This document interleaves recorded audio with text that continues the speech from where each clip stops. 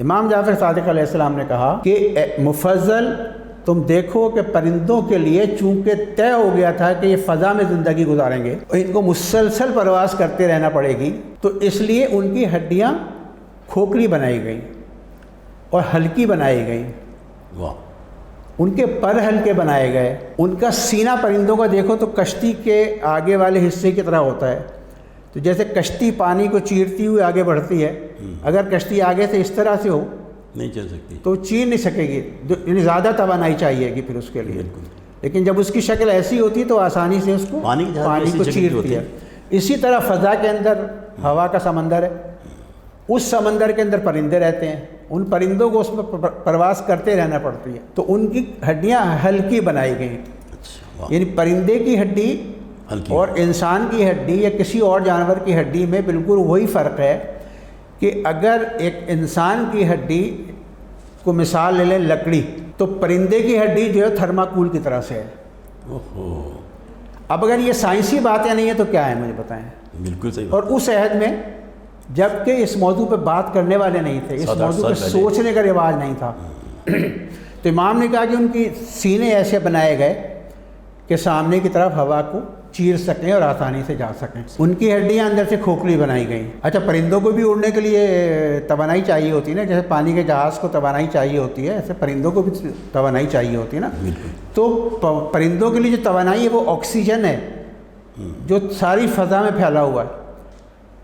اور پرندوں کے جو پھیپھڑے ہیں وہ بہت تیزی سے آکسیجن کو یوز کرنے کے لیے بنائے گئے ہیں۔ ہم اتنی تیزی سے نہ آکسیجن ایبزارب کر سکتے ہیں، نہ اتنی تیزی سے اس کو توانائی میں بدل سکتے ہیں، لیکن پرندوں کے جسم کے اندر آکسیجن کے یوزیج کا یا اس کے استعمال کا جو نظام ہے بہت فاسٹ ہے، بہت تیز ہے۔ جی۔ تو پرندوں کے پر ہیں، تو پرندوں کے پر ہر پرندے کی نسل کے اعتبار سے ہیں اور اس کی ضرورت کے مطابق ہیں۔ اچھا، پرندے کی ایک تو ضرورت ہوئی پرندے کی، اور ایک ضرورت ہے کہ پرندے کو جس ماحول میں پیدا کیا گیا اس ماحول میں پرندے کی کیا خدمات ہیں۔ جی۔ مثلا ایک پرندہ ہے، بطخ ہے، اس کی چونچ چوڑی بنائی گئی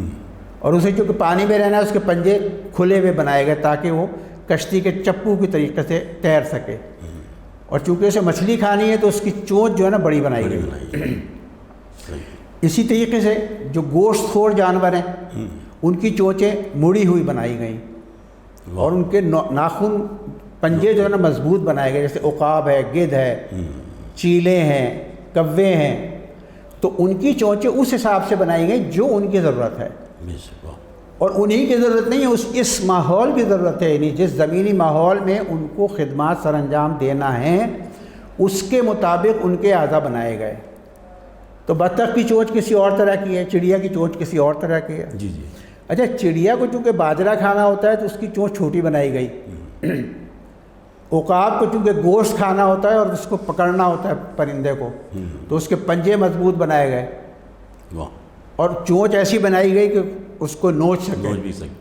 تو اگر بطخ کی چونچ جو ہوتی چڑیا جیسی ہوتی مثلا، اور چڑیا کی چونچ جو ہے بطخ جیسی ہوتی تو نہ چڑیا باجرہ کھا سکتی ہے اور نہ بطخ مچھلیاں پکڑ سکتی۔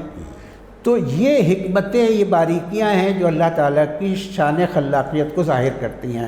اچھا، دودھ پلانے والے جانور جو ہیں دوسری طرح کے ہیں،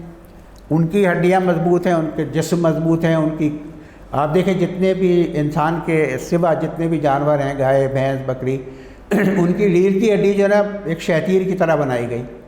خاص طور پہ جو سواری کے جانور ہیں، جیسے گھوڑے ہیں، بیل ہیں، بھینسیں ہیں، اونٹ ہیں، تو ان کی جو ریڑھ کی ہڈی ہے وہ کسی اور طرح بنائی گئی تاکہ لوگ اس کے اوپر جم کے بیٹھ سکیں، اس کے اوپر وزن رکھ سکیں۔ اگر ان کی ہڈی جانور بھینس کھڑی ہوئی ہوتی سیدھا یا بیل سیدھا کھڑا ہوا ہوتا تو اس پہ وزن کیسے رکھ سکتے تھے آپ؟ خدا کی قدرت کی نشانیاں ہیں ان جانوروں کے اندر کہ آپ دیکھیں بیل میں کتنی طاقت ہوتی ہے، اونٹ میں کتنی طاقت ہوتی ہے، لیکن اونٹ جو ایک چھوٹا سا بچہ اس کے مہال لے کے چلے تو 100 اونٹ اس کے پیچھے پیچھے چلتے رہتے ہیں، اگرچہ اس چھوٹا سا بچہ جو ہے نا اونٹ کا منہ اتنا بڑا ہے کہ اس بچے کو کھا سکتا ہے، لیکن اونٹ کی فطرت میں فرما برداری پیدا کی گئی، بیلوں کی فطرت میں فرما برداری پیدا کی گئی کہ انسان ان سے فائدہ اٹھا سکے۔ جس کا جیسا جسم ہے، جیسی ضرورت ہے، اس کے مطابق اعضاء کا ہونا، یہ وجود خدا کی نشانیوں میں سے، اور یہ وہ سائنسی باتیں ہیں جی جی جن کے بارے میں سائنس 7ویں صدی عیسوی میں کیا 15ویں صدی عیسوی تک بھی نہیں جانتی تھی۔ واہ، بیشتر سائنسدانوں نے جو باتیں معلوم کی وہ اس وقت معلوم کی جب جدید سائنسی آلات ایجاد ہوئے، جب ریڈیو ٹیلیسکوپ استعمال ہوئے، جب خوردبینیں ایجاد ہوئیں، جی جی دوربینیں ایجاد ہوئیں، کمپیوٹرز ایجاد ہوئے، تب سائنسدانوں کو ریڈیولوجی، مائکرو بیولوجی جیسے علوم جب ایجاد ہوئے،